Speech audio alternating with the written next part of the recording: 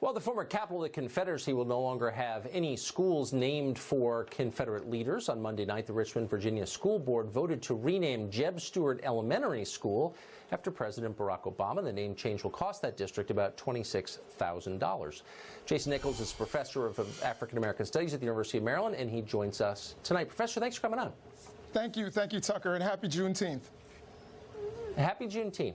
So you're okay with government institutions naming themselves after living politicians? Obviously, that's not a problem for you. So would it be bothersome, from your perspective, if 3 years from now a school in Alabama changed its name to Donald Trump Elementary School?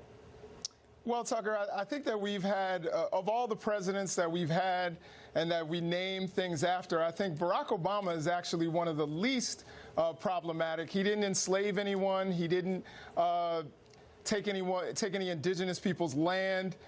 So I think that he's an okay figure to name things after. And if Donald Trump, you know, I have no doubt that things will be named after Donald Trump.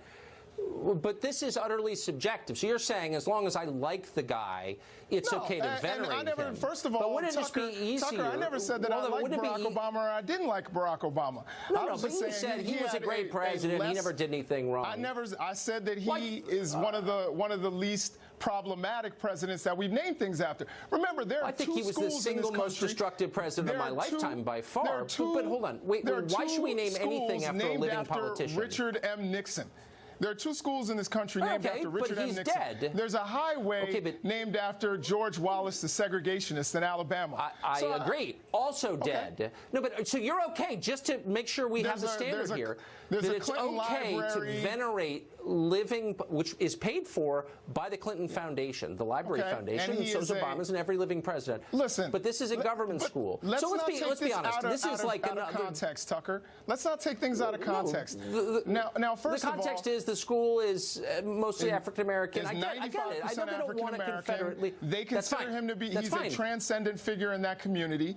And the city of Richmond felt that it was acceptable. Then there's, I'm sure, a school where Trump is a transcendent figure. I mean, like, maybe it's better if we just say we don't venerate living politicians because it's a misuse of their power. But let me ask you this, sincerely. Well, what power I don't know what the test scores are. He's a retired politician. He has no power right now. He's one of the richest people in the world and most powerful. Yeah, right. In the world? He has no power right now. Right, yeah. Okay, so let me just ask you this. Do you think, hold on, wait, does this actually, this costs, look, Barack Obama is a powerful person, and I'm not attacking Obama, I'm just saying the idea that he's powerless is silly. But does this have any effect on the kids who go there? I mean, in every city around America, especially the ones with the worst schools, you see these symbolic debates going on about how we make the kids feel better about themselves, which I'm not against. But does it have any effect on their lives? Are more kids from a Barack H. Obama elementary going to succeed than did from Jeb Stuart Elementary? Honestly. Well, I can tell you that I think it's insulting.